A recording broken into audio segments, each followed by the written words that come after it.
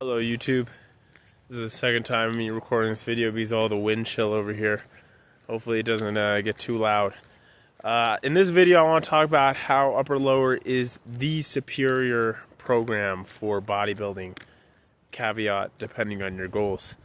So one reason I really like upper lower is the ability that you have to condense the upper body day into one day as opposed to pull, push legs, push, pull legs, body part split, torso, arms, legs.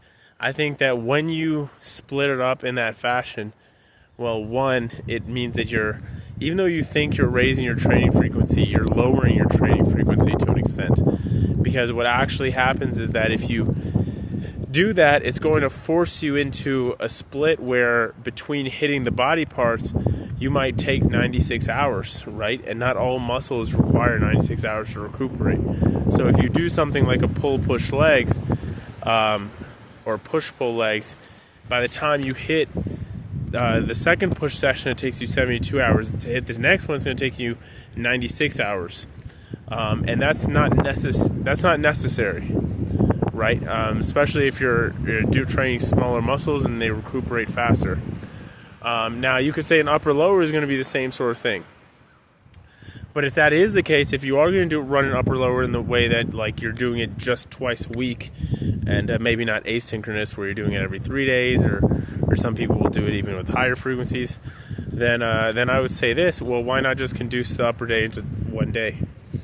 And you might say, well, I'm an advanced lifter and I need to spread that tonnage more across 2 days in a push-pull fashion. And that is warranted. I think that is an exception. But there's also a case to be made here that typically advanced lifters are going to be stronger. And with that sort of setup, you might induce more recovery issues. And I even noticed this back when I was a newbie, because I ran push-pull legs for the first year of training, and I did that 6 days a week.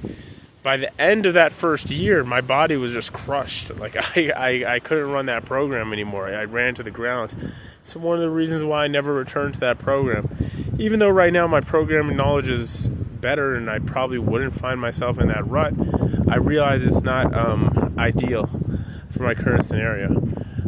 So just a little bit of background about what I'm starting to do is I made a video yesterday talking about how I'm going to be running upper lower. And what I found yesterday when I was training the upper body day is that I was anxious about having to relegate the arm work towards the end. But actually it worked very well. I would say that I was able to get, so currently my working volume is 6 sets of presses, 6 sets of back, followed by what I did yesterday, which was 5 sets of arms for the biceps, 5 sets of arms for the triceps, and 2 sets for of shoulder isolation.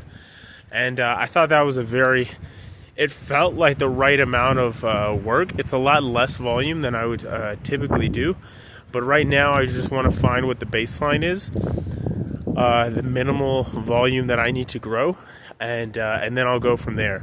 So I'm thinking something in the range of 12 sets of presses, 12 sets of back work, something around the range of let's see here, 12 sets of arm work, capping at that for the week, 10 to 12 sets of arm work. I think that's probably going to be the accurate amount. And then just seeing if I can push those progressions, and including rotational lifts, so I'm not just hammering the same joint angles from week to week. And we'll see how it goes. And another thing that I'm going to do is on the leg days, I'm going to be incorporating more machines and lighter variations because I really don't want my leg days to impede the recovery of my upper body days. And I think once you reach a certain point and a certain strength level, the objective is less so, let me lift more weight and let me not hurt my next session.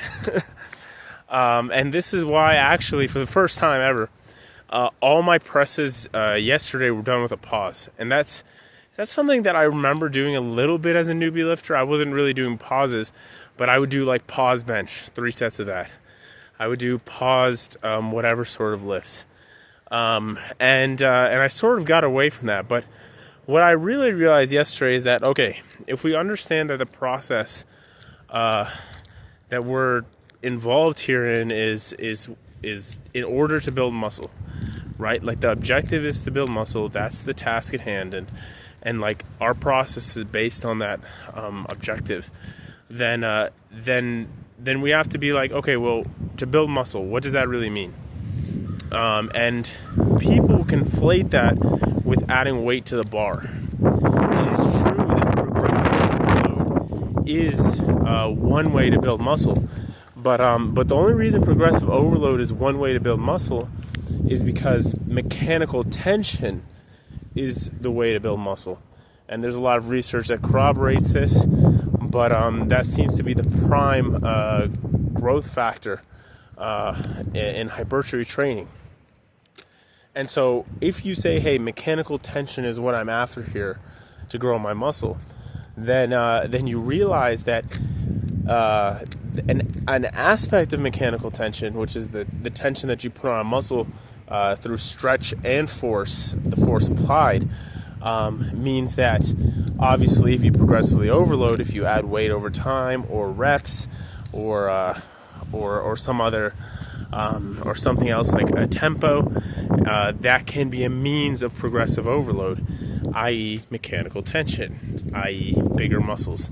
Also noting that that the progressions that you see in the gym are indicative of the progress you're making and not necessarily the things that are pushing your training forward. But that happens as a consequence, right? Like if I add a few reps to an exercise or if I add weight to an exercise, it doesn't mean that all of a sudden I've induced more growth and more adaptations. What it really indicates is that adaptation has already occurred. In other words, I already added muscle. But you see, you added the muscle, then you do the extra work, and now the muscle has been it's a new stimulus. And so you grow as a result. And so using this new metric, mechanical tension, as the prime task at hand, applying more mechanical tension from session to session.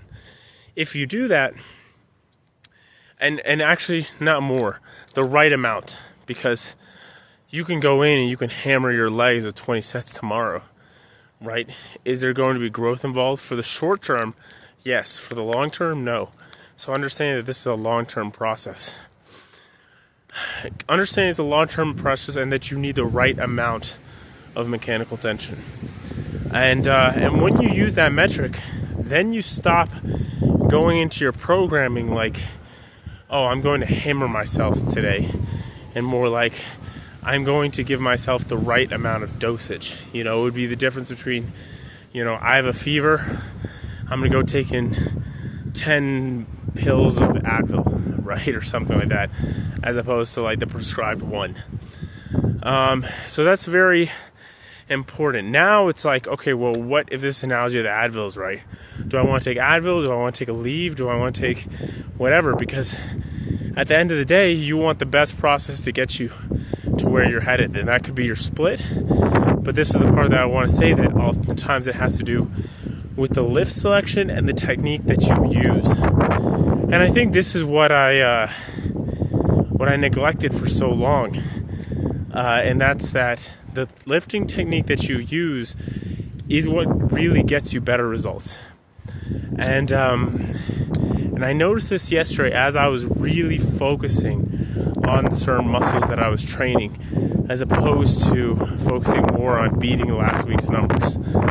It's fine to beat the books when you're training, but I think if you're really in it for building muscle, a bigger thing that you could do to get gains would be focusing on the technique, focusing on really stressing the muscle, because like I said, progressive overload is the outcome, but it's not.